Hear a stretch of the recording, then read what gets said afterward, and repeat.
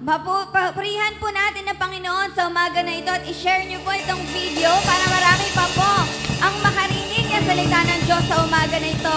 Sa atin po lahat na nandito, sige po palakpakan natin ang Panginoon, dakilain natin siya. Mabuti ba ang Diyos? Mabuti ba ang Diyos? Amen! So this morning, let's dance, let's worship the Lord!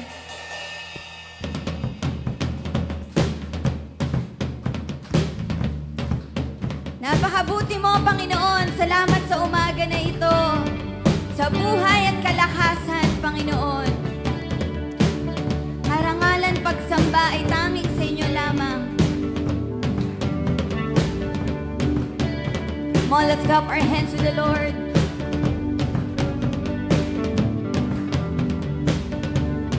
Great is the Lord God Almighty.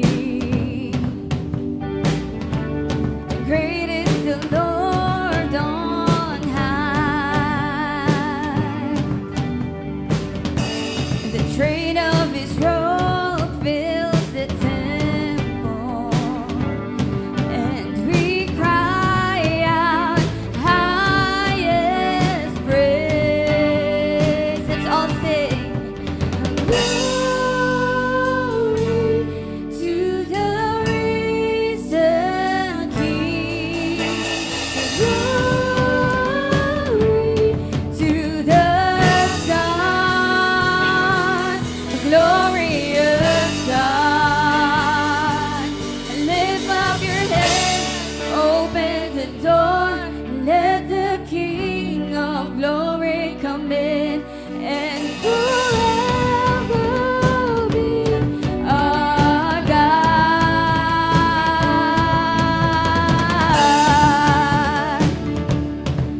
Salamat, Panginoon. Pinupuri ka namin sa umaga na ito.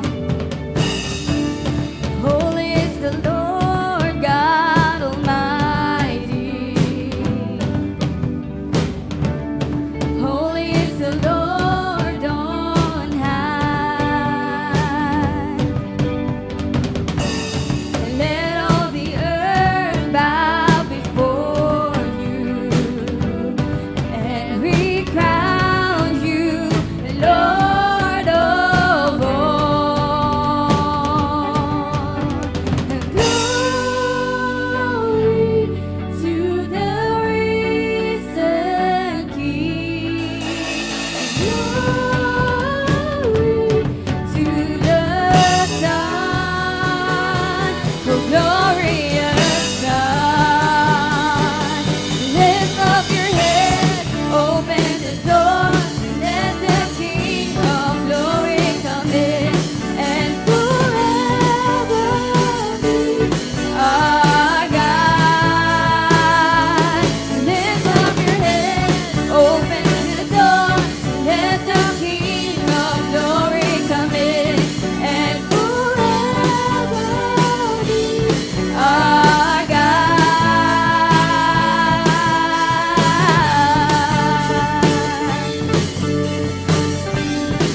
Sa umaga na ito, alalahanin natin kung gaano kabuti ang Panginoon sa buhay natin.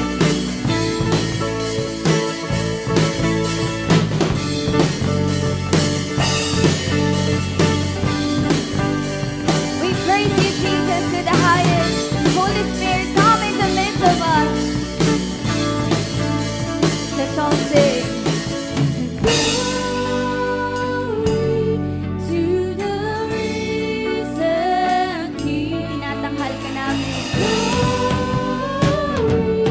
to the Son, glorious Son. To the Son, to the Son, glorious Son. Lift up your head, open the door, let the King of glory come in, and forever be our God. Lift up your head, open the door, let the King of glory come in, and forever be our God, and forever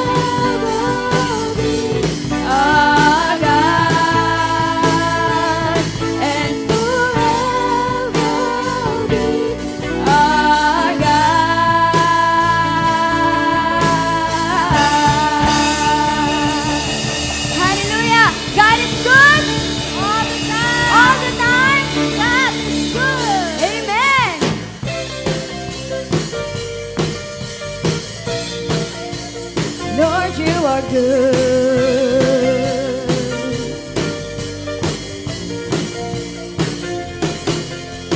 Lord, you are good and your mercy endures forever. Lord, you are good. Lord, you are good and your mercy endures forever. Lord, you are good and your mercy endures forever. Lord, you are good. Lord, you are good and your mercy endures forever. People from every nation, come on, from generation to generation, we worship you. Hallelujah, hallelujah, we worship you for who you are. We worship you. Hallelujah, hallelujah, we worship you for who you are. You are good. Come on, salamat Panginoon. Lord, you are good and your mercy endures forever. Lord, you are good. Lord, you are good and your mercy endures forever. Lord, you are good and your mercy endures forever. Lord, you are good. Lord, you are good and your mercy endures forever. People from every nation and tongue, from generation to generation, we worship you. Hallelujah, hallelujah, we worship you for who you are. We worship you. Hallelujah, hallelujah, hallelujah, we worship you for who you are. You are good. Yes, you are, yes, you are, yes, you are. So good, so good. Yes, you are, yes, you are, yes, you are. You are good all the time, all the time. You are good. Come on! You are good all the time, all the time. You Come are on, church, let's sing. You are good all the time, all the time. You are good. You are good all the time, all the time. Sige nga po, lahat lang na nandito. You are good. You are good all the time. Come on, let's worship the Lord. You are good. Kabila naman po. You are good. Let's hear you.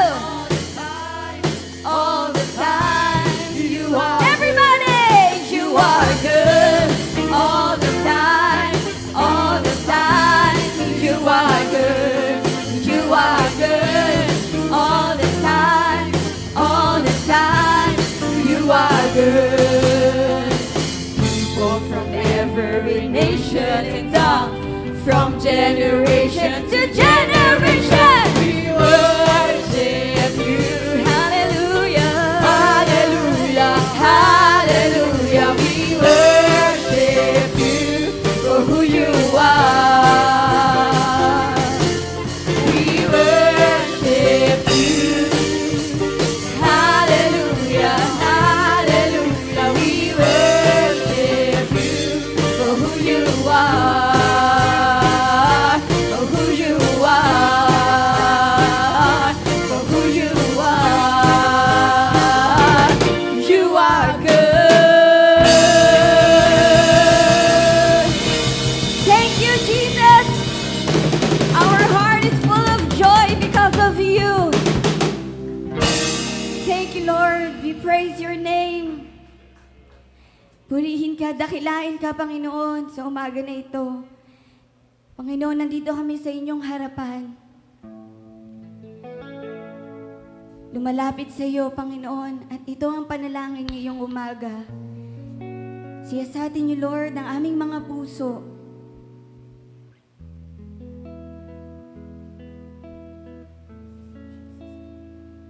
Baguhin niyo kami, Panginoon.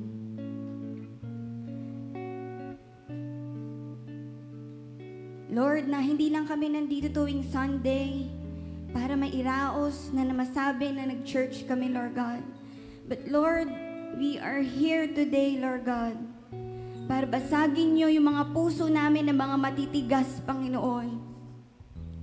At magkaroon ng bawat isa na tunay na relasyon sa inyo. Let's sing this church from the bottom of our hearts.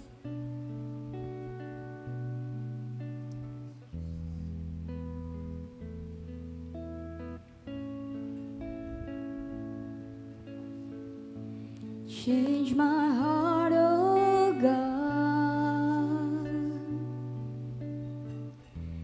Make it ever true. Change my heart, oh God. May I be like you. Change my heart, oh God.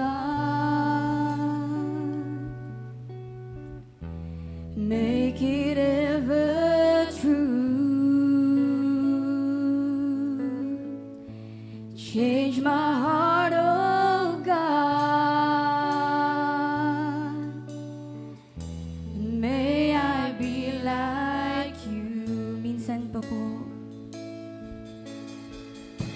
Change my heart, oh God. Make it ever true. Change my heart, oh God. May I be like you.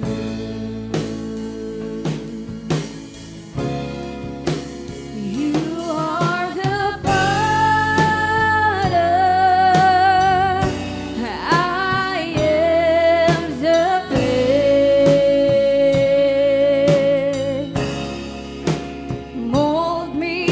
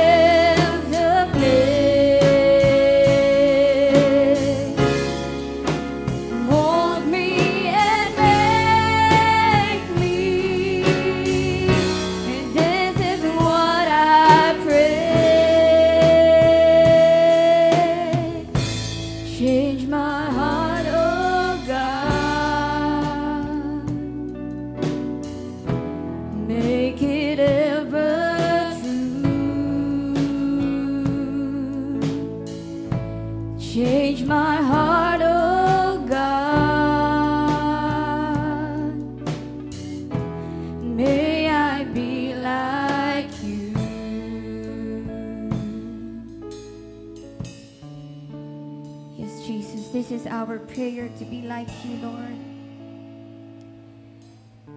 We praise you to the highest, Lord God. This morning, you want to lift your name up. And every knee will bow and every tongue confess that you are the only God, the King of Kings.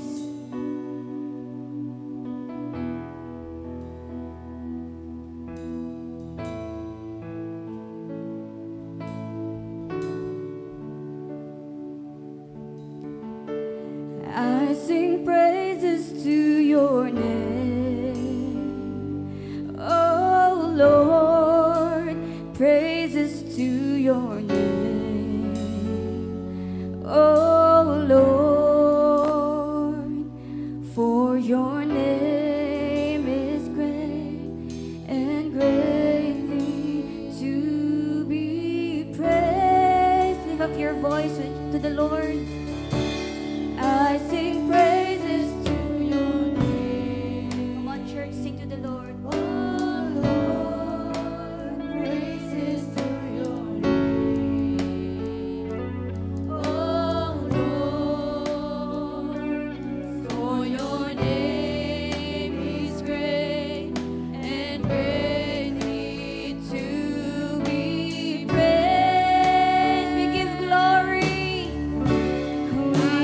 Glory to your name, oh Lord, glory to your name, oh Lord, for your name is great and greatly to be praised.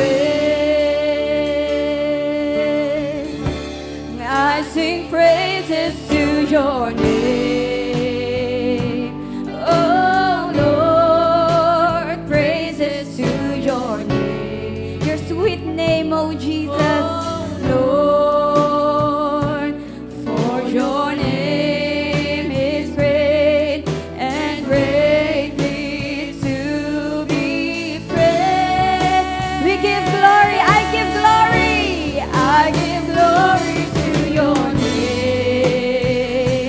Oh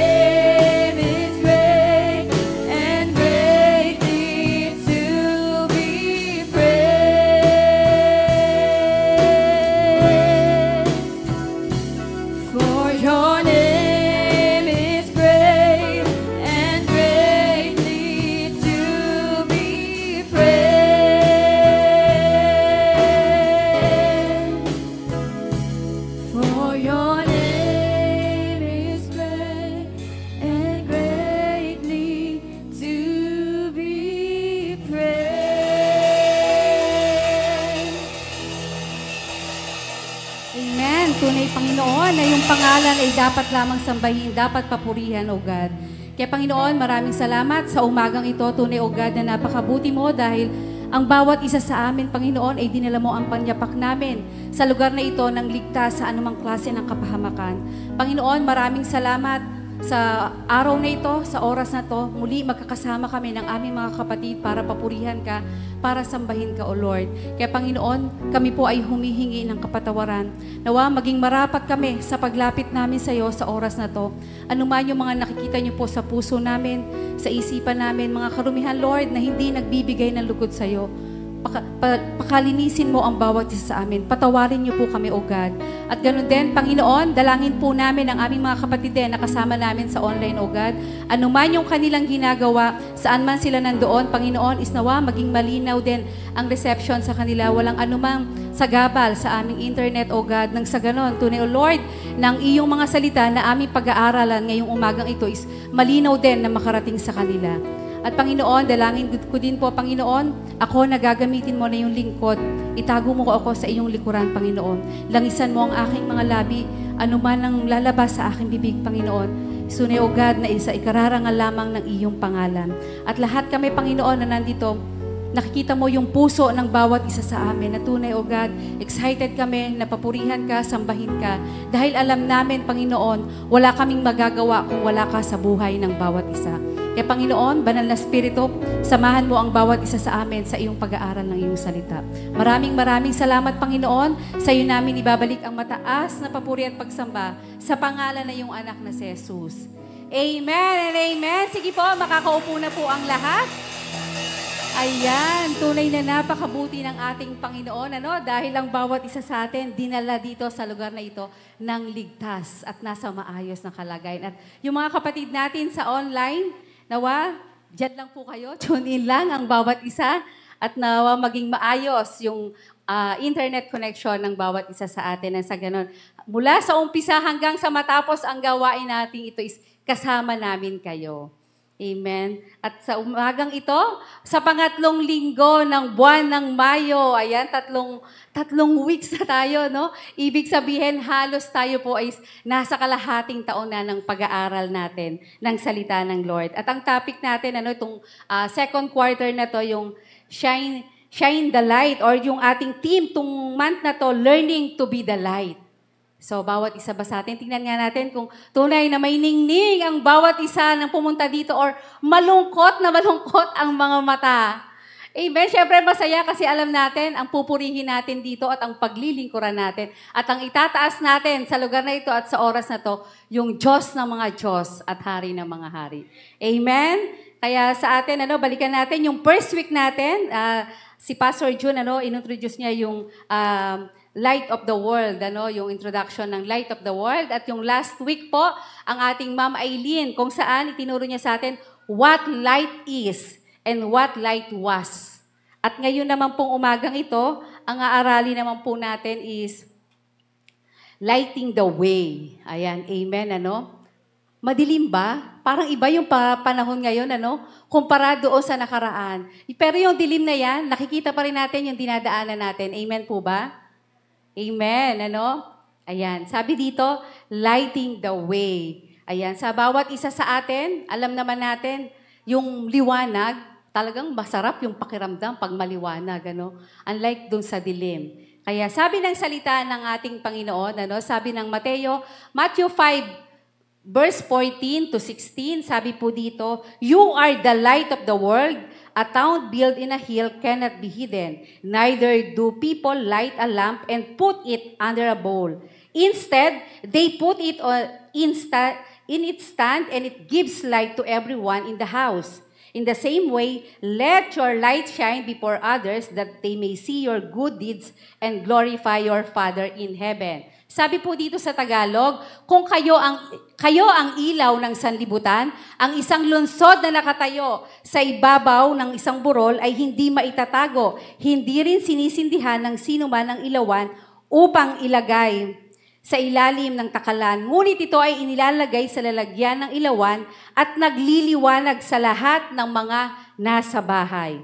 Sa ganitong paraan, pagliwanagin ninyo ang inyong ilawan sa harap ng mga tao upang makita ang inyong mabubuting gawa, sa gayon ay luluwalhatiin nila ang inyong Ama na nasa langit. Amen? Ang Diyos po ang magpala sa pagkabasa ng kanyang buhay at makapangyarihang salita.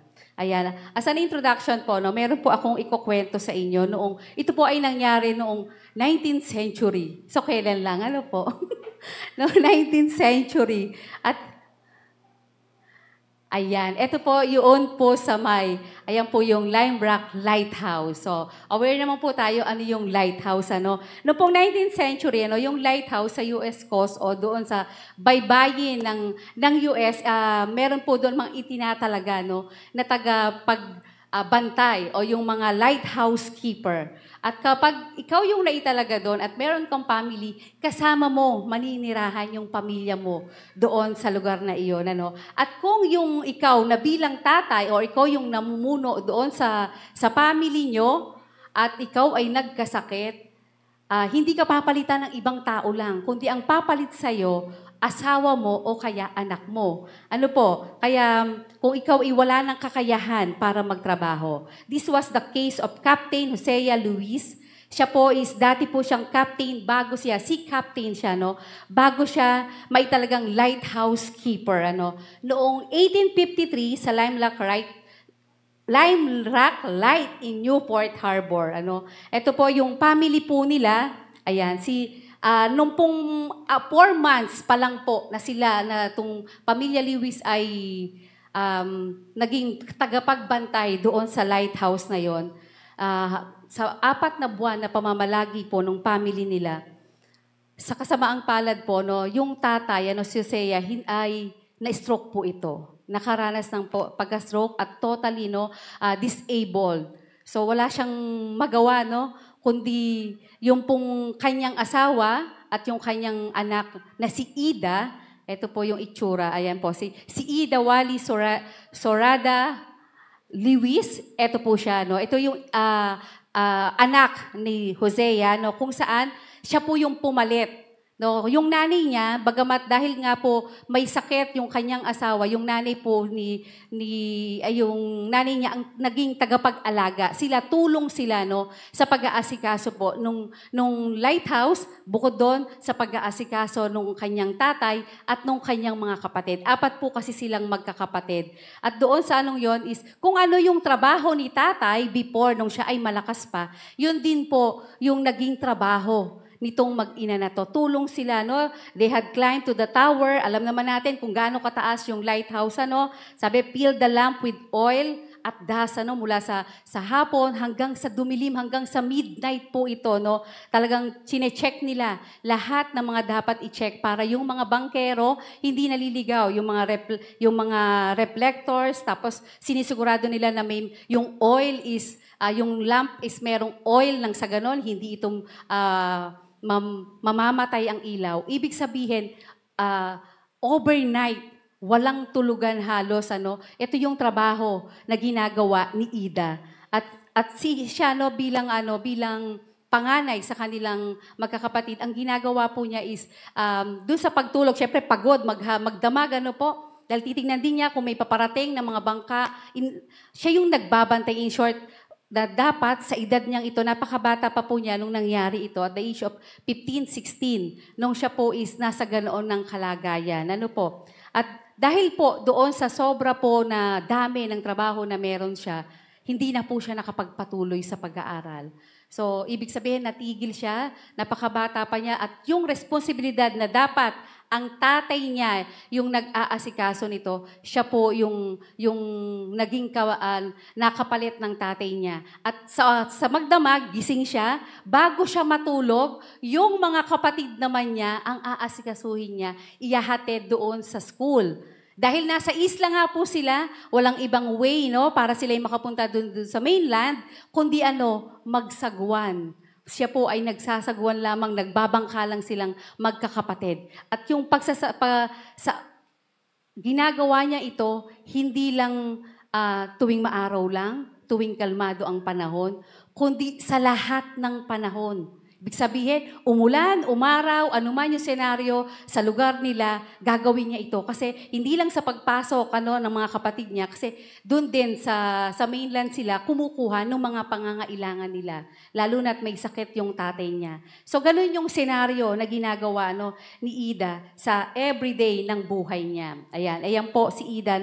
Nung panahon po ng 1800s, hindi po pangkaraniwan kung yung makakakita tayo ng mga babae na nagsasagwan or bata pa, siya na yung ang laki-laki ng bangkang ginagamit nila, hindi pangkaraniwan yun. Sa panahon nga din natin ngayon, hindi pa rin pangkaraniwan na babae ang nagmamaniobra ng isang bangka. Pero dahil nga po, wala siyang magagawa, kundi kasi yung mga kapatid niya is bata pa, ang nanay niya nag-aalaga naman doon sa tatay niya. Si Ida po, naging tanyag po siya sa edad na 16 years old.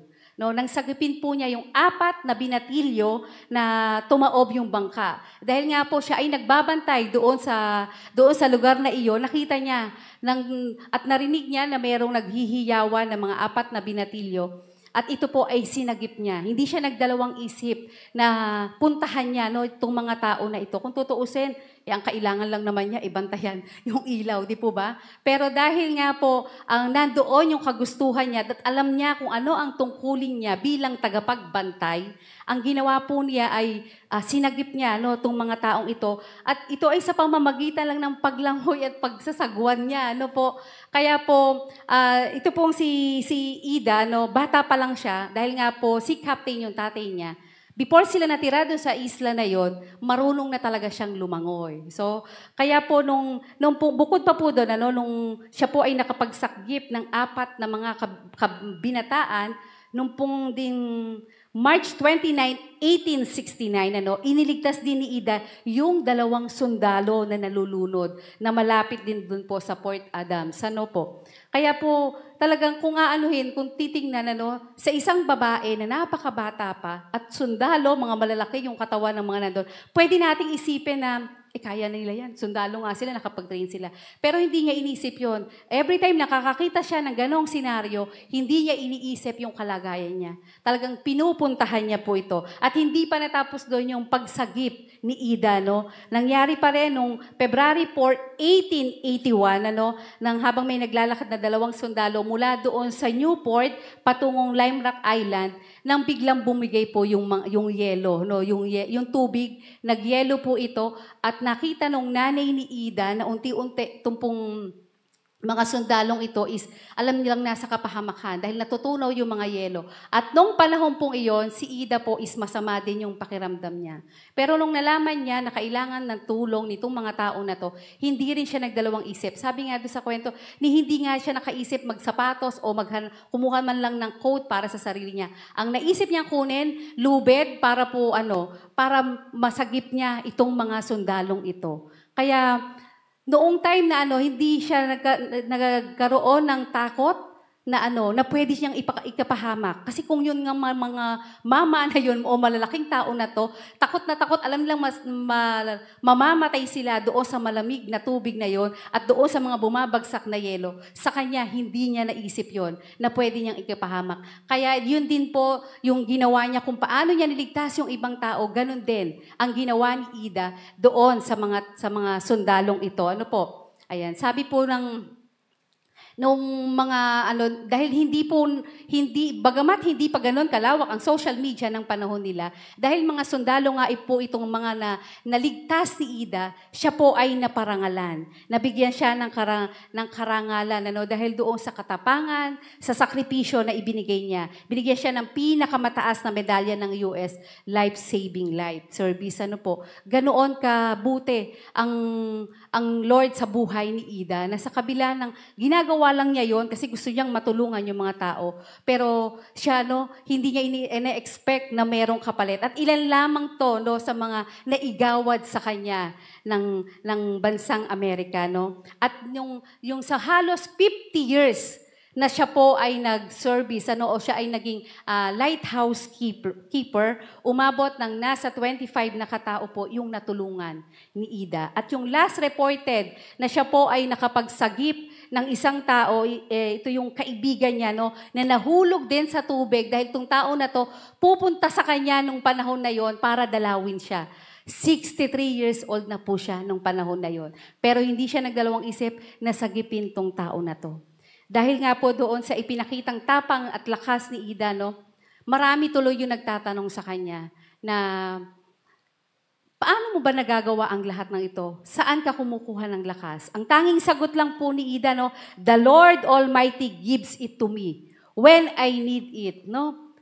Ibig sabihin, ganun din po tayo. Hindi niya kinuha ang karangalan, hindi niya sasabihin niya, kasi malakas ako, kasi nasanay na ako, dahil yung ba naman sobrang daming taong nasasagip ko dito. Hindi niya kinuha yung, alam niya na yung lakas niya galing sa Panginoon. At every time na kailangan daw niya to, talagang nagkakaroon siya ng lakas. Katulad nga ng pagkakataon na nilalagnat siya, nasisipon siya, no? Pero kung tutuusin, pwede na niyang pabayaan. Pero hindi, dahil alam niya may Diyos na pwedeng magbigay sa kanya ng lakas sa panahon ng pangangailangan niya. Tingnan po natin, ano ba yung ugali na meron si Ida? Ida Lewis is a faithful steward. Ganon po kaya din tayo, na faithful niya, no, napakatiwala doon sa ibinigay sa kanya, kung saan yung task niya is magbantay lamang, ano, yung sa may parola na tinatawag. Kung bakit siya ganoon ka-faithful, kasi alam niya na yung task na ibinigay sa kanya, no, at lagi niyang nare-realize sa buhay niya na every time, anytime, pwedeng may mga tao talaga na nangangailangan ng tulong. So talagang lagi siyang ready kung bakit ganun siya ka-faithful, ano, na bilang isang katiwala. Bawat isa sa atin, alam po natin ano yung pinagkatiwala sa atin ng Panginoon. Ganun din ba tayo ka-aware? Ganun din ba tayo kasigasig na makatulong doon sa mga tao na alam natin nangangailangan ng tulong natin? Tingnan niyo po, sabi, Ida was a dedicated keeper of the light. No? Literal, hindi lang ilaw para sa mga bangkero ang ginawa ni Ida. Ano yung naitulong pa niya? Sumagip siya ng buhay. You know? Buhay ang ipinakita na-save ni Ida doon sa panahon na yon. Ano? Hindi lang literal na sinesave niya yung mga nagmamaniobra ng mga bangka para mailawan niya. Hindi lang siya basta naging light keeper doon sa panahon po na siya ay nandoon sa isla, no, na pinapakita niya na yung pinagkatiwala sa kanila, sa tatay niya, na parola, yun lang ang babantayan niya. No? Sobrang dedicated ni Ida. Tayo kaya, matatanong ba natin sa sarili natin na dedicated ba tayo sa pagdala, no, ng ilaw na bigay sa atin ng ating Panginoong Jesus? Dedicated din ba tayo na mag-rescue tayo ng mga na nalulunod, ng mga nahihirapan? Nagawa na ba natin na sumagip ng mga tao na katulad nito, na hindi physical na nalulunod? Ako nga hindi marunong lumangoy, alam nga naman, sagipin ko pa yung nalulunod. Ano? So, hindi lang sa literal na nalulunod, kundi sa mga tao na nangangailangan ng ilaw na bitbit mo na ang nagbigay ang ating Panginoong Jesus. Ano po? Kaya sa Ida, no, tingnan niyo po, 63 years old siya nang ma-report si Ida na siya po ay may na-rescue, na siya ay may na-enlightened dun sa ilaw na meron siya. Tayo po kaya, malakas pa po tayo. Meron na po ba ditong 63? Higit, sa 63, sinananay. Pero malakas, amen? Bakit? Nakaakyat pa kung saan ang ating bahay-sambahan ay nasa 3rd floor. Di po ba? Malakas pa. Ibig sabihin, kayang-kaya pa natin mag-rescue ng mga kaluluwa. Kaya-kaya pa natin na makatulong sa kapwa natin na nangangailangan. Tandaan po natin, we retire from our work. Tama po ba? Or gusto nyo habang buhay kayong magtatrabaho, kung ano ang trabaho nyo ngayon? Di ba hindi? Magre-retire tayo doon, matitigil. Kung ano man yung trabaho mo, kung ikaw man ay nagtatayo ng building ngayon, kung ikaw man ay teacher ngayon, magre-retire tayo sa trabaho, yung totoong trabaho na meron tayo. But we can never retire being the light. Amen? Di po ba? Hindi tayo magre-retiro bilang ilaw. Hindi tayo mag-aandap-andap, no, na ilaw. Sabi nga ang question, where is the place of our ministry? Tingnan po natin, ano? Sabi ng Matthew 5:14, "You are the light of the world. A town built on a hill cannot be hidden." So, kay tayo daw, ano? Yung ilaw ng sanlibutang ito. Sabi, ang isang lungsod na nakatayo sa ibabaw ng burol ay hindi maitatago. So, hindi maitatago ano man yung ilaw na bitbit mo or tinatago talaga natin. Sabi nga, di ba, yung kwento ni Kuya Erwin na nagpunta ng ibang bansa, anong sabi? Anak, kailangan ingatan mo yung pagiging Kristiyano mo. At nang nakabalik sa bansang Pilipinas, sabi, Ma, naingatan ko, walang nakaalam na Kristiyano ako. No, mali. Sobrang pag-iingat. Sobrang pagtatago, no? Hindi niya ipinakita ano yung ilaw na meron sa kanya. Tayo, no, as a believer, we need to shine in this world. Kasi sabi, magiging daw tayo, ilaw sa mundong ito, sa sanlibutang ito, no? Kaya kailangan, we need to shine our light. Sabihin mo nga sa katabi mo, you need to shine your light. Amen.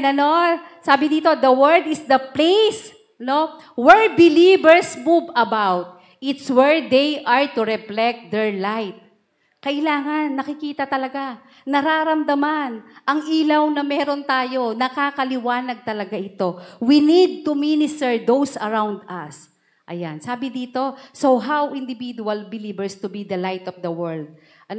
Kaya po sa atin, paano nga ba tayo magiging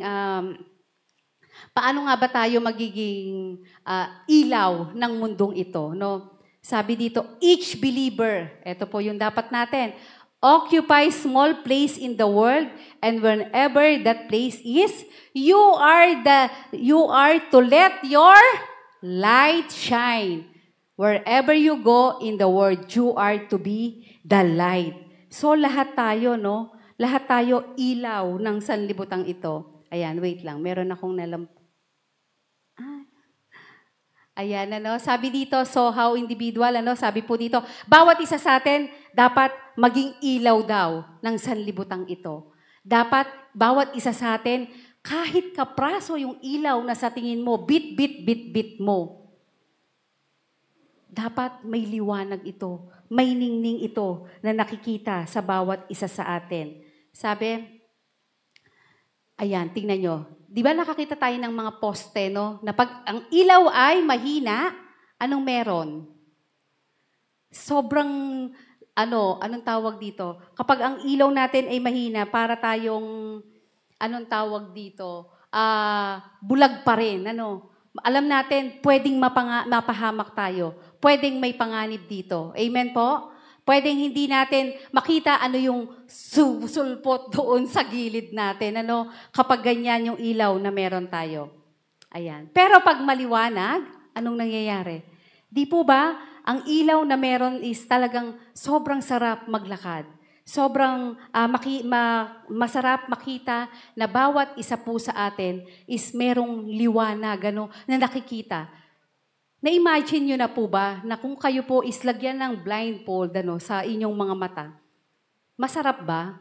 Masarap ba na pikit mata nyo, pikit na mata, may blindfold pa? Anong nangyayari? Di po ba hirap na hirap po tayo?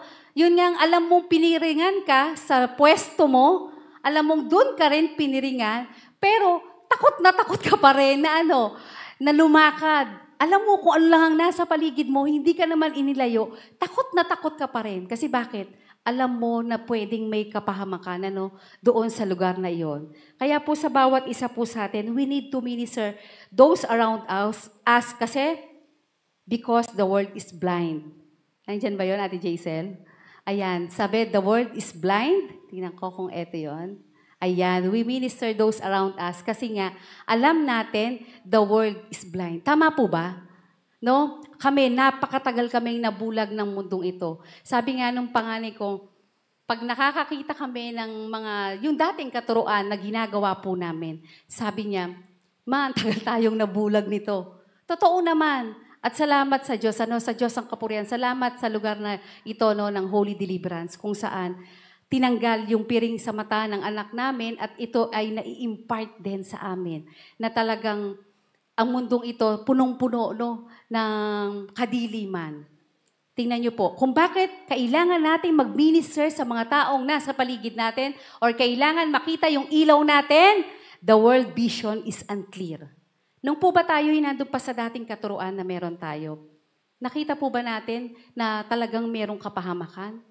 Nakikita na ba talaga natin na may Diyos talaga? Di ba hindi? Wala. Ang alam natin, sisimba ako pag Pasko. Sisimba ako pag birthday ko.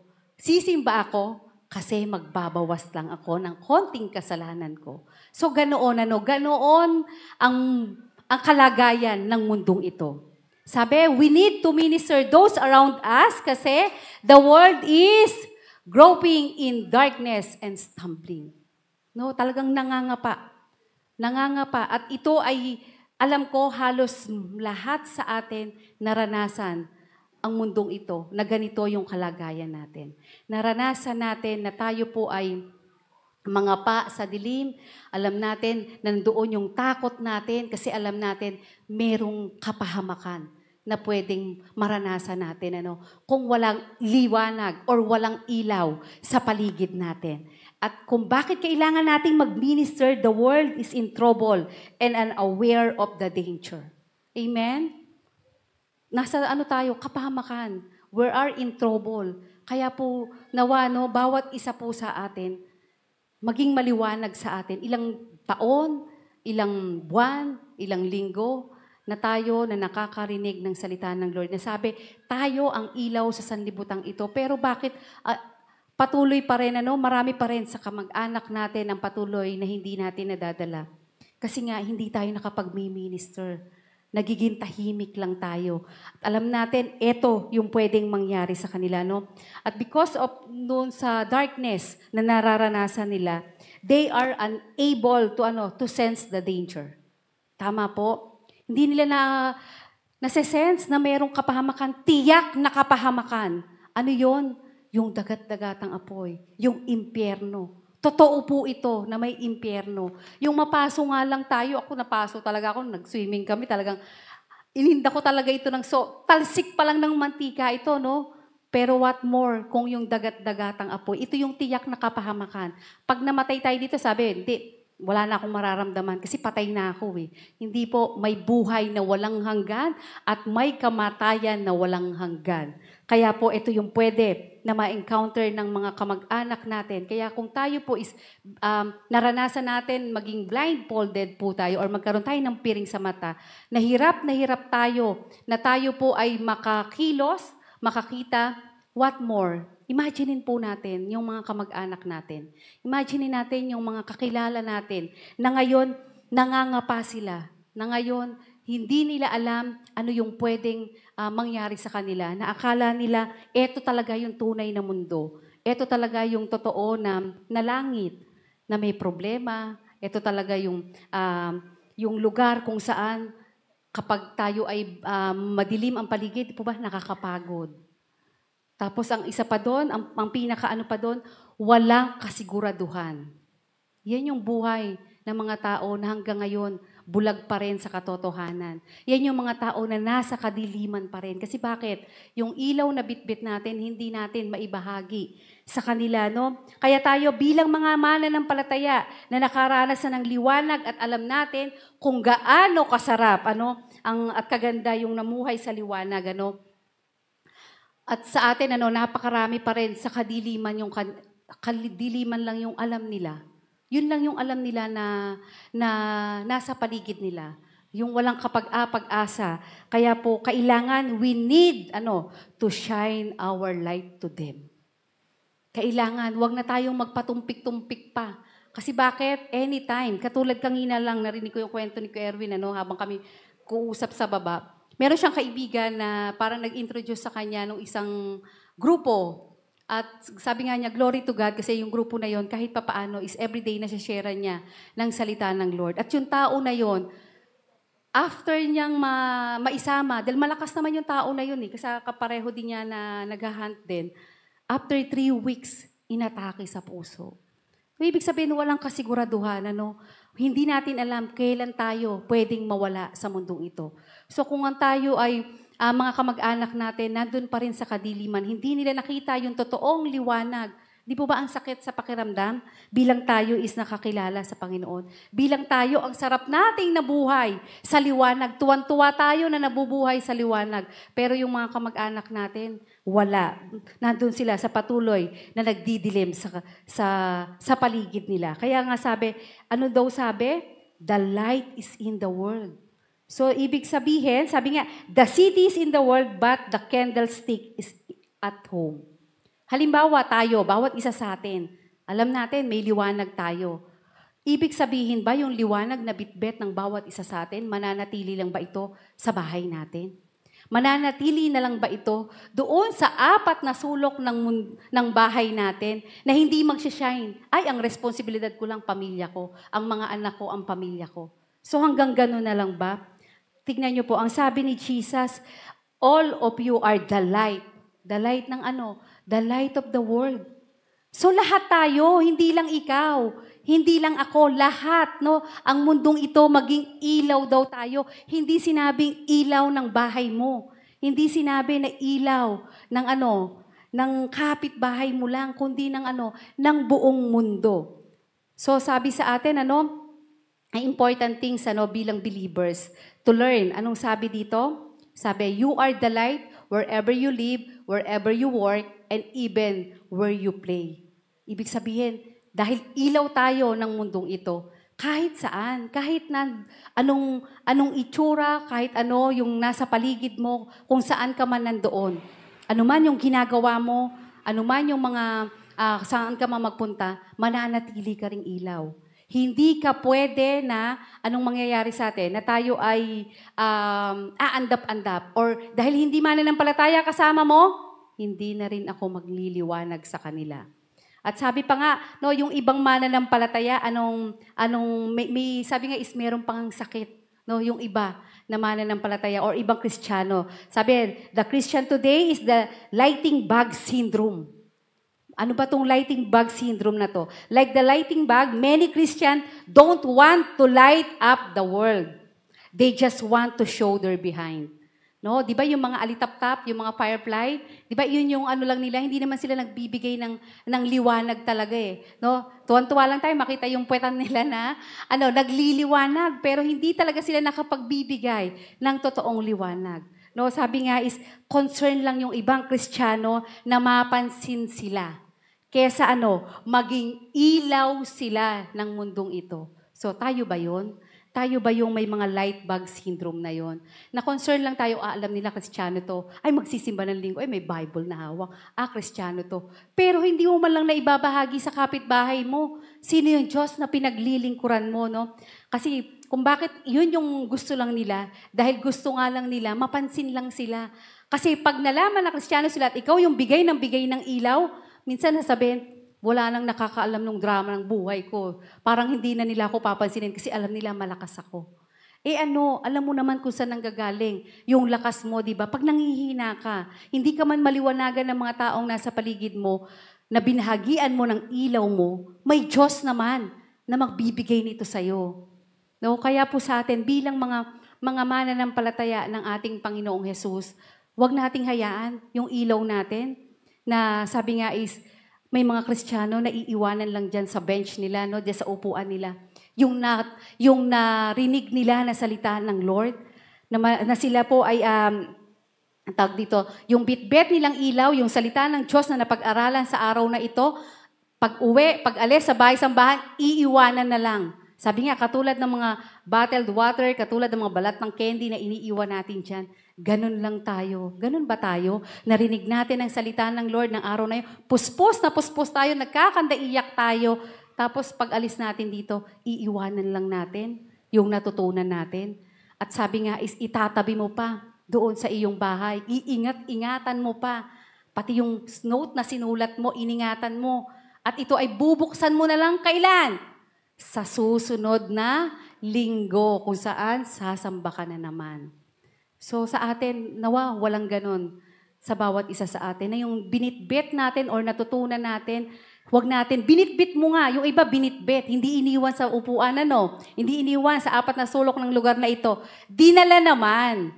Pero pagdala, Inuwi sa bahay, yun nga katulad ng sabi ko, itinago. No, itatago lang. Ibig sabihin, tinatago niya kung ano yung natutunan niya. Hindi niya naibahagi ano yung mensahe ng Panginoon sa kanya nung araw na yon. So, bawat isa sa atin, huwag nating hayaan na itago natin yung bit-bit nating mga ilaw. Sabi, we are to be the light wherever we go. No? Hindi tayo kailangan maiwan saan? Sa istante. Doon sa pinakamagandang cabinet, iiwanan ko tong notebook kong to. Hindi to dapat maalikabukan. Ganun din ang Bible ko. Ingat na ingat ko to. Next Sunday, bibit-biting ko ulit ito para makita ni na pastor, ni ng ating mga kasisteran na maganda pa. Ingat na ingat. So, hindi dapat tayo ganun. Tama po ba? Hindi dapat natin hayaan na yung ilaw natin is nandoon lang, no, sa ating mga cabinet. Nakasama namin, na lahat tayo nandito. Pag araw ng linggo, uuwi na tayo. Iniwan natin, paano? Kung nawalis na to ng mga naglilinis, di wala ka nang babalikan sa susunod na linggo, di po ba? Kaya ingatan po natin. Sabi dito, important lesson, sa believers, sabi to, every community, every city, every state, and every nation is to be illuminated by the light of believers. Sabi, until the whole world is filled with the light of Jesus Christ. Amen? Bawat isa sa atin dapat mag-illuminate yung ilaw natin. Hindi lang ito doon sa inyong bahay na nagniningning lang yung liwanag sa bahay nyo. Pero yung mga kapitbahay mo, alam mo, nadidiliman, hindi mo man lang mabigyan ng koneksyon. Sabi nga is, kung ang isang bawat bahay na layo-layo, pag pinagsama-sama, anong pwedeng mangyari? Di ba magiging isang city or community? No, ganun din po yung kanina, yung ilaw, na ipinakita natin. Kapag yung isang ilaw ng poste, isa lang, ibig sabihin, medyo madilim pa rin. Hindi niya naliliwanagan yung buong street. Pero pag inilawan yung buo na lahat ng ilaw, tayo yun, lahat ng ilaw tayo, na nagliwanag tayo, nagsama-sama tayo, na pinagningning natin ang ilaw natin, hindi natin nilagay sa loob ng cabinet natin, ano yung mangyayari? Di po ba? Masarap lumakad, Masarap. Kaya nga ako talagang tuwan-tuwa ako nung nakita ko sa Taytay yung ganong hindi ako inaabot ng gabi. Pagka aabutin akong gabi dito, pero hindi ako nakakarating ng highway ng Taytay. At glory to God, para akong umuwi din ng umaga nung nadaan kami noon. Dahil sobrang liwanag. Ibig sabihin, konti na lang yung pwedeng maging mapahamak. Bakit? Konti na lang or wala na in Jesus' name, na ma-hold up, o kaya naman masagasaan. Kasi bakit? Sobrang liwanag. Ganon din sa atin. Kapag pinagnining natin ang ilaw nating mga kapatid, hindi rin po tayo, yung mga tao sa paligid natin, hindi rin po sila mapapahamak. Kaya po, wag po nating hayaan, na tayo, katulad ng ibang mga Kristiyano na believer na ito, pero masaya pa rin sila na nasa bahay lang, nakikinig lang online, o kaya naman, marami namang way para marinig namin ang salita ng Lord. So, hinahayaan nila, na dun lang sila, hindi nila pinaniningning yung ilaw nila. Siguro, ayaw nila na mabother sila, o ayaw nilang makabother sila. So, hindi pwede. Dahil alam natin, yung sabi sa atin, ilaw tayo ng sanlibutang ito. Ibig sabihin, iyahakbang natin ang ating mga paa. Pupunta tayo kung saan nandoon yung dilim, nang sa ganon, yung ilaw na bitbit natin, makaliwanag sa mga taong nadidiliman. Amen? Sabi ng salita ng Lord, sa Acts 13:47, "For this is what the Lord has commanded us." Hindi lang na-command siya sa'yo, sa akin, sa lahat sa atin. Sabi po dito, "For this is what the Lord has commanded us, I have made you." Sabi, "I had made you a light for the Gentiles, that you may bring salvation to the end of the earth." So ano ba yung mga Gentiles? Ito yung mga hindi mananampalataya, hindi naniniwala sa ating Panginoon. Kaya tayo yung mga binigyan ng ilaw ng ating Panginoon. Na maging ilaw tayo doon sa mga tao na hindi nakakakilala sa Lord. Nandun yung takot, tama? Nandoon yung, hindi ko kaya. Yung kapitbahay namin, matalino pa sa akin yun eh. Paano ko masasabi yung ilaw na bitbit ko? Dahil alam natin, may Holy Spirit na mag-guide sa atin. Hingin natin yung guidance ng banal na Espiritu. Kasi ang sabi dito, ang nag-utos sa atin, sino? Ang Panginoon. Hindi ang kapitbahay mo, hindi sina pastor, hindi sina pastora. Sabi, the Lord has commanded us. No? Ibig sabihin, ang Diyos ang nag-utos sa atin na maging ilaw tayo ng sanlibutan ito at lagi dapat tayong handa. No? Kaya po sa atin, sabi din, tingnan niyo po ha, sabi ng Philippians chapter 2 verse 15, so that you may be blameless and innocent children of God, without blemish in the midst of the crooked and twisted generation, among whom you shine as lights in the world. So ito napakalinaw para sa atin, ilaw daw tayo ng sanlibutang ito. Kaya bawat isa sa atin, sabi nga is, ng ating Diyos, magsisilbi kayong mga ilaw. Saan? Sa kanila, sa mga taong nadidiliman. Kung sa tingin nyo, yung mga tao na ginamit sa atin ng Panginoon para tayo ay nandito sa ngayong kalagayan, kung sila ba ay nanatili sa kanilang tahanan, kung sila ba ay nanatili yung kanilang ilaw na bitbit, sinarili lang nila para sa pamilya nila, sa tingin nyo, nandito po ba tayo? Wala. Ako kasi, buhay na patotoo yung pamilya namin talaga na hindi na natili ang lugar na ito, ang paaralan ng Holy Deliverance, na sila lang yung makakilala. Kinulit ng kinulit ang mga estudyante hanggang isa yon ang nakakuha ng ilaw na yon, yung anak namin na kinulit naman ang kinulit ako hanggang doon sa asawa ko. At salamat sa Panginoon, yun yung pinakamagandang nangyari sa buhay namin. Yung na-impart ng taga-Holy Deliverance, yung Diyos, yung ilaw na nakilala nila, na hanggang ngayon is nagpapatuloy. Hindi lang sa amin, sigurado ko, sa buong pamilya na meron tayo. Amen? Pwede bang palakpakan natin ang ating Panginoon?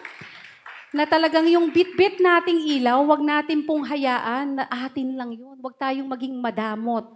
No, wag tayong maging sakim doon sa ilaw na bit-bit natin na kung maubusan ako. No, kahit kailan, kapag ikaw ay nakababad sa presensya ng Diyos, yung ilaw mo, hindi ito mawawala. Sabi nga, magre-retire tayo sa work, pero hindi tayo magre-retire bilang isang liwanag sa sanlibutang ito. Ayan, matatapos na po ako.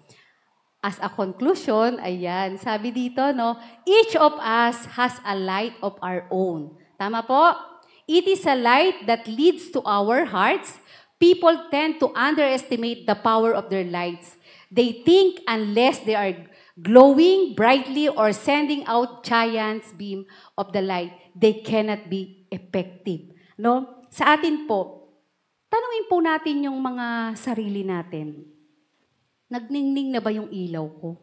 Ilang taon na ba ako na yung ilaw na sinasabi ko, ako yung ilaw ng sanlibutang ito, ako ay isa sa lalakad na para maliwanagan yung mga tao sa paligid ko.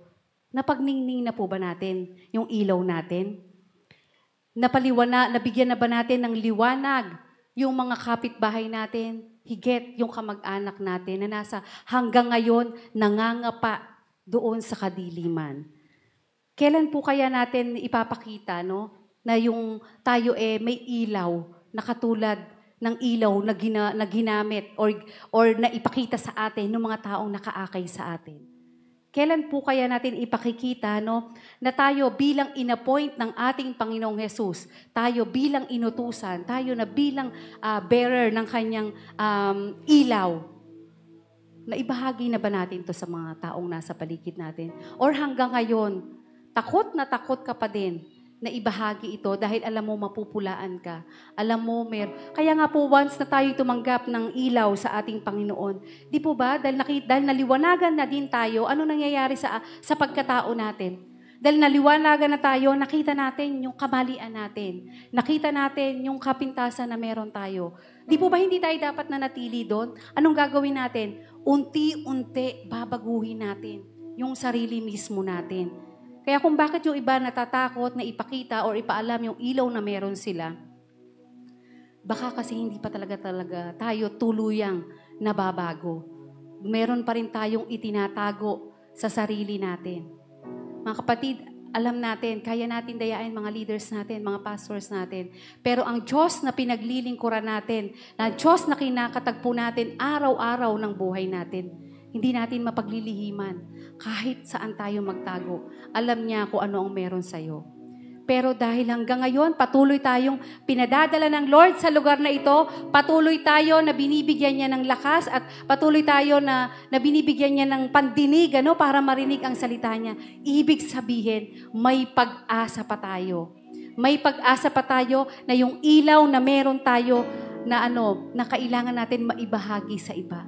Meron pa tayong time para ibigay ito, ma-impart. Wag naman ibigay, baka binigay mo, baka naman ikaw ang mawalan. Kailangan, impart mo lang yung ilaw na meron ka. Nang sa ganon, sila din maliwanagan. Kasi baka mamaya, yung lifestyle na pinapakita po natin, akala natin naliliwanagan sila or nadadala natin sila doon sa totoong Diyos. Yung pala nadadala natin sila sa impyerno. So maging sensitive po tayo doon sa ginagawa po natin, sa paraan ng pamumuhay natin, sa paraan ng kung paano tayo nagsasalita sa kapwa natin. Kasi baka akala natin, dahil Kristiyano tayo, salita ng Lord ang ginagamit natin, pero kung paano naman tayo kumikilos sa harapan nila, kung paano naman tayo nagsasalita sa harapan nila, hindi pala tayo nakakaakay. Nagkakaroon pa sila lalo ng malaking question mark. Totoo ba yung Diyos na meron sila? So nawa hindi tayo ang mga tao na yon. Sabi dito, ayan po. Sabi, as a servant of God, we are not called to be crush our oppressor with powerful rays. Sabi po dito, or build huge bonfire to get attention. It is much subtler approach we are to take. The world is filled with blindness, darkness, and bondage to sin. All it takes to free folks from their words of darkness is the tiniest flame like the night light in the bathroom. So alam naman natin ano ba yung mga ilaw lang na dapat na natin. Kung sa tingin nyo naliliitan kayo, kung sa tingin nyo hindi nyo pa kaya na makapagpaliwanag, magpatuloy po tayong magpaturo. Magpatuloy po tayo na mag-undergo tayo ng mga training. Kung sa tingin nyo, bakit kaya nagawa nila samantalang nauna pa ako sa kanila na makakilala sa Lord? So, magkaroon tayo ng desire sa puso natin na tayo ay maging katulad din ng mga tao na yun na ginagamit. Kung sa tingin natin, hindi naman agad tayo itatayo dito sa harapan para ayokong magturo kasi ayokong mag-aral. Pag nag-aral ako, baka ako na yung magturo doon. Hindi naman po, unti-unti yun. At talagang sigurado ko, pag kilala mo yung Diyos na pinaglilingkuran mo, na nagbigay ng ilaw sa'yo, excited kang pumunta sa unahan para ipatotoo ang buhay na meron ka. Amen? Ito, and last po, sabi po dito, let the gospel reflect throughout our life as the lost find their ways and sinner are saved.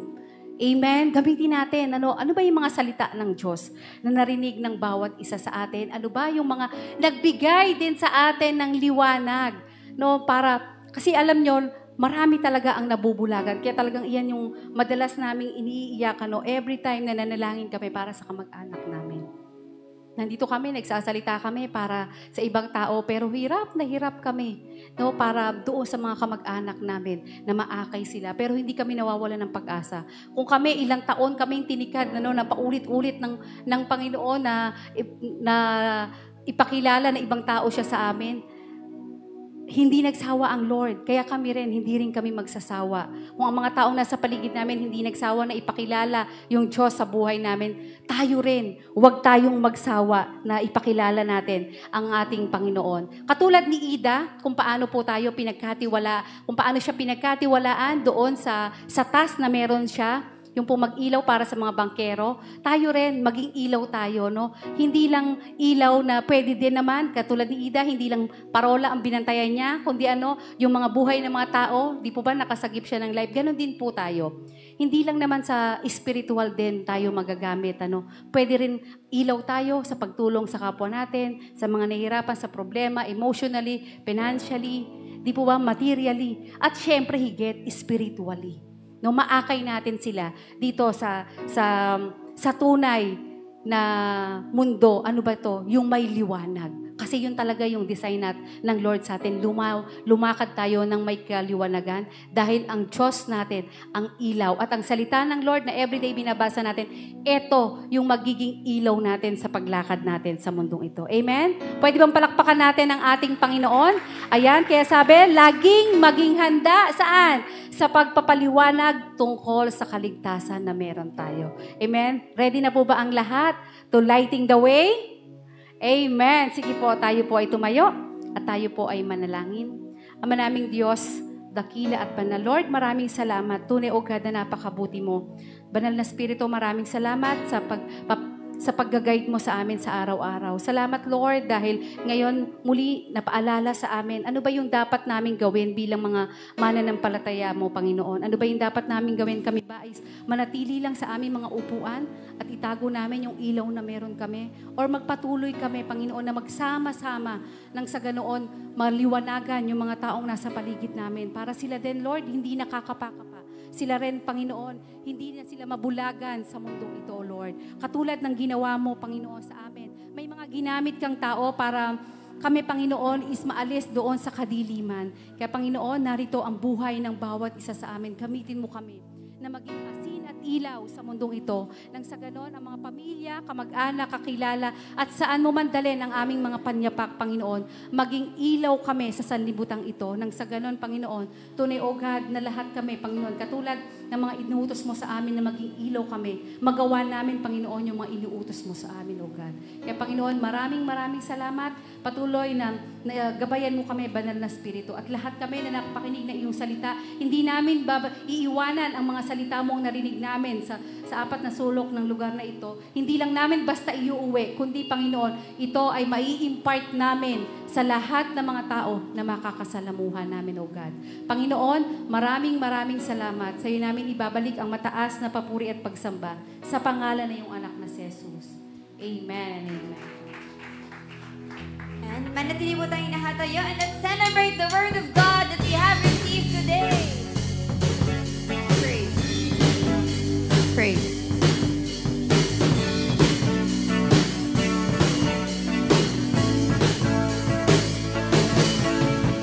Glory to the risen King. Glory to the Son. Glorious Son. To the Son. To the Son, glorious Son. Lift up your heads, open the door, let the King of glory come in, and forever be our God. Lift up your heads, open the door, let the King of glory come in, and forever be our God, and forever be our God, and forever be our God.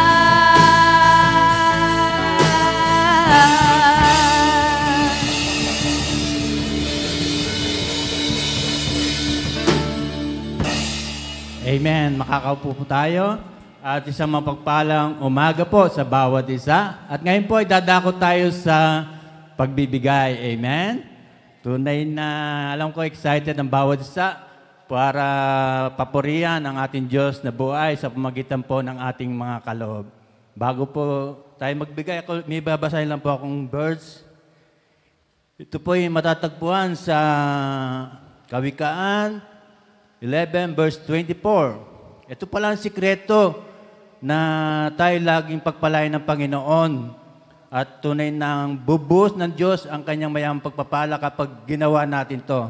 Ang sabi po rito, ang taong mapagbigay ay lalong yumayaman. Amen. Ngunit naghihirap ang tikom ng mga kamay. Hallelujah. Ulitin ko po. Ang taong mapagbigay ay lalong yumayaman, ngunit naghihirap ang tikom ng mga kamay. Nais ba nating yumaman?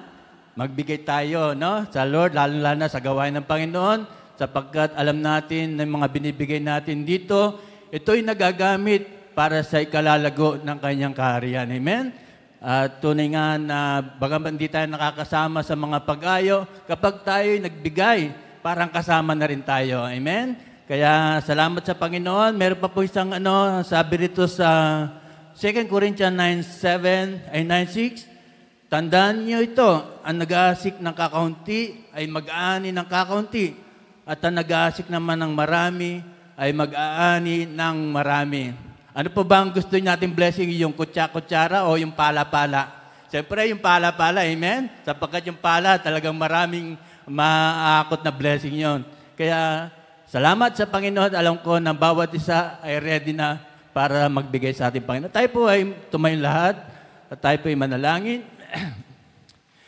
Hallelujah. Dakilang Diyos, salamat po muli sa napakagandang umagang ito na pinagkaloob mo sa amin upang kami po, Diyos, ay muli makarinig ng iyong mga salita at kami po ay makapagbigay ng papuri, pasasalamat at pagsamba maging sa pamagitan po ng aming mga kaloob ay nais po naming papurihan ang iyong dakilang pangalan, o Diyos. Tunay nga po, Diyos, ang iyong biyaya ay sapat-sapat sa bawat isa na nandito sa amin, Panginoon. Hindi ka nagkukulang. Bagat kami, o Diyos, ay maraming pagkukulang sa iyo. Subalit ikaw, o Diyos, kahit kailan ay hindi mo kami pinagkulang. Kaya salamat po sa mga blessing na tatatanggap namin. Tunay ang iyong biyaya ay tunay na patuloy mo pinagkakalob sa bawat anak mo na nagtatapat sa iyo, Panginoon. Kaya Lord, sa oras na ito, dalangin ko na patuloy ka pong mangusap sa bawat isa, na patuloy po naming may bigay yung para sa iyo, Panginoon, at maranasan ng bawat isa yung mga blessing na nag-umapaw na walang sukat kalagyan na ipagkakalab mo sa bawat isa, O Lord. Kaya salamat po. At tunay nga po, Diyos, ikaw ang siyang patuloy na magbalik at ng siksik, liglig at umaapaw sa magbibigay po, Panginoon. Maraming salamat po, Diyos. Pinupuri kita, pinapasalamatan kita, O Diyos. Ito po ang aking dalangin. Pangalan ni Jesus. Amen. Amen.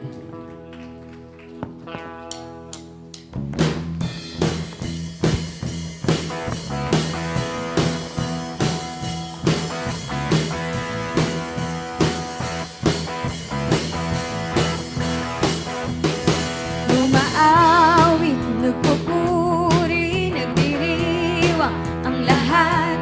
Papuri kay Yahweh, Yahweh, Yahweh. Lumalapit sa presensya mo, nagpupuri. Sige po tayong lahat ay tumayo, tayo mag-umawit sa Panginoon. Yahweh, Yahweh. Sa lahat ng oras, sa bawat araw, pinupuri at sinasamba. Ikaw ang tunay na Diyos, hari ng mga hari, tapat kailanman, di nagbabago. Ikaw ang tunay na Diyos, hari ng mga hari, tapat kailanman, di nagbabago. Si Yahweh ang ating Diyos.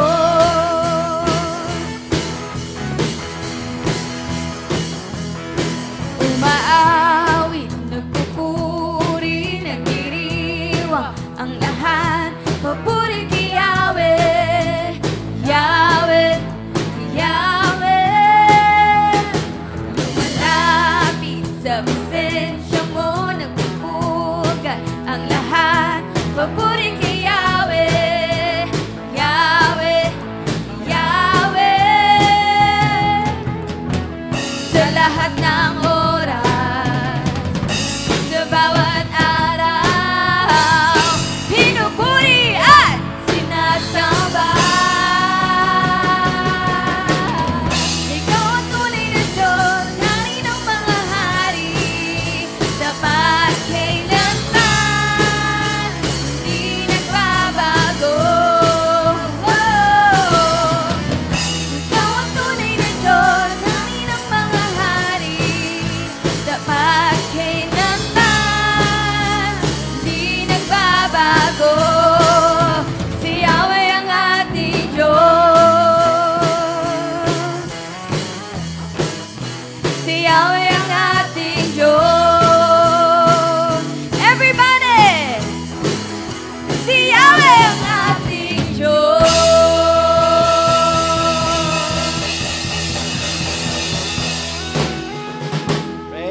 Lord. Sige po, malakas na palakpak sa Diyos na buhay. Hallelujah. Hallelujah. Hallelujah. Bago tayo manalangin, alam niyo po, parang pinapaunawa po sa atin, huwag natin i-underestimate yung ating pong kakayanan. Ano po? Dahil tinawag tayo ng Panginoon, meron tayong mga liwanag.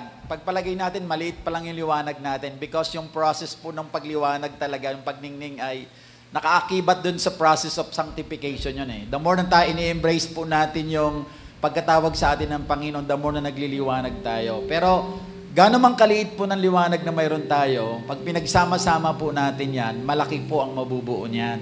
Ang ibig sabihin po, katulad ng lagi ko pong sinasabi sa inyo, magdala lang po tayo, mag-invite lang tayo na mag-invite, magliwanag tayo sa pamamagitan ng mga bagay na yan. I believe mas marami pong tao ang tunay pong maliliwanagan. Ano po? So, sabi kanina, hindi po dahilan yung edad, dahil walang retirement po sa ministry ng Panginoon, hanggat kaya, patuloy tayong magliliwanag. At ang salita ng Diyos, pag binasa po natin, hindi tayo pinapayagan po na mapunde. Tayo po ay lagi pong ini-ignite ng Diyos para maging liwanag tayo. May mga pinagdadaanan tayong mabibigat sa buhay, pero hindi yun ginagamit ng Diyos para mapunde ka.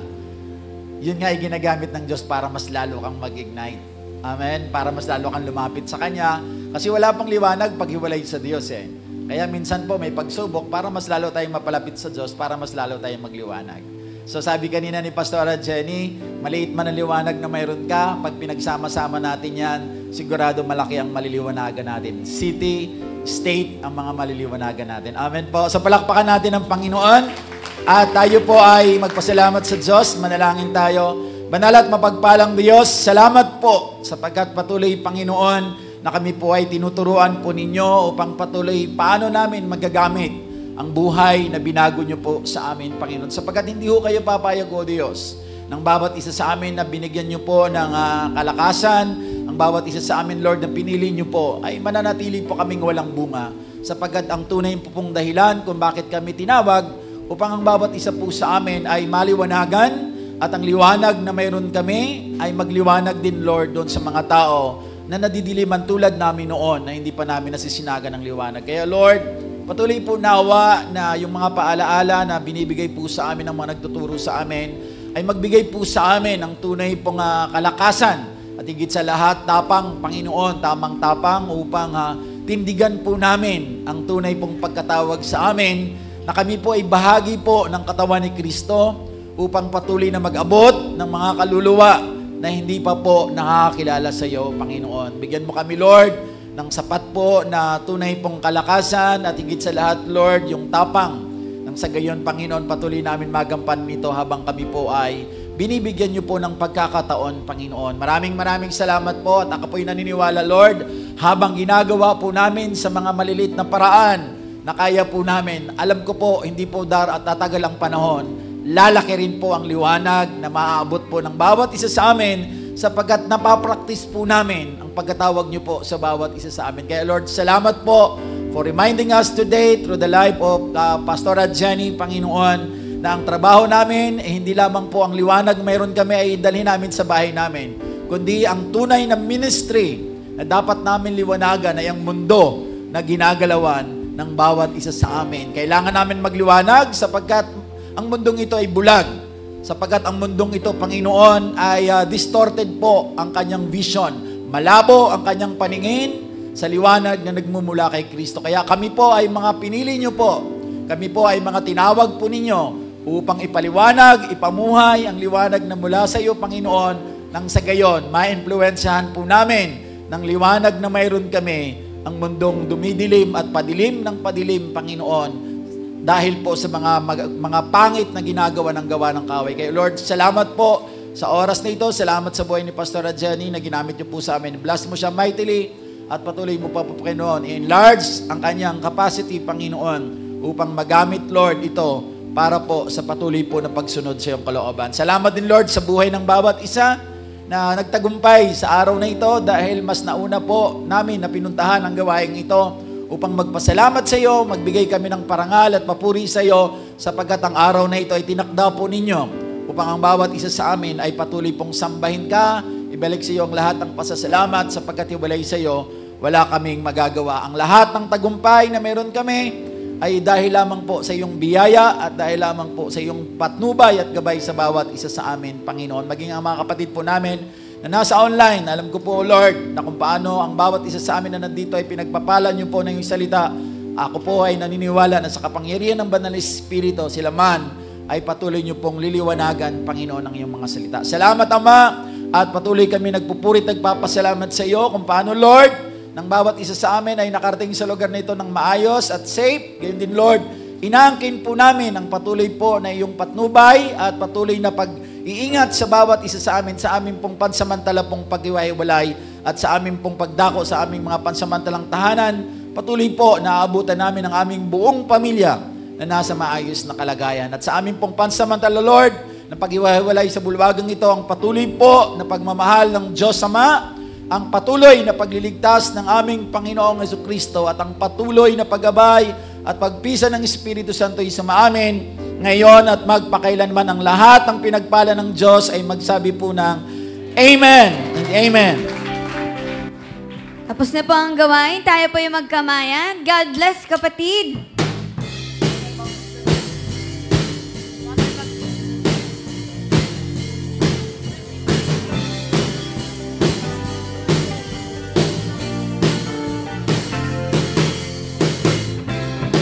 Sige po yung mga magpapabaptize po. So, it will happen po this coming Saturday. May 25. Ay, ano?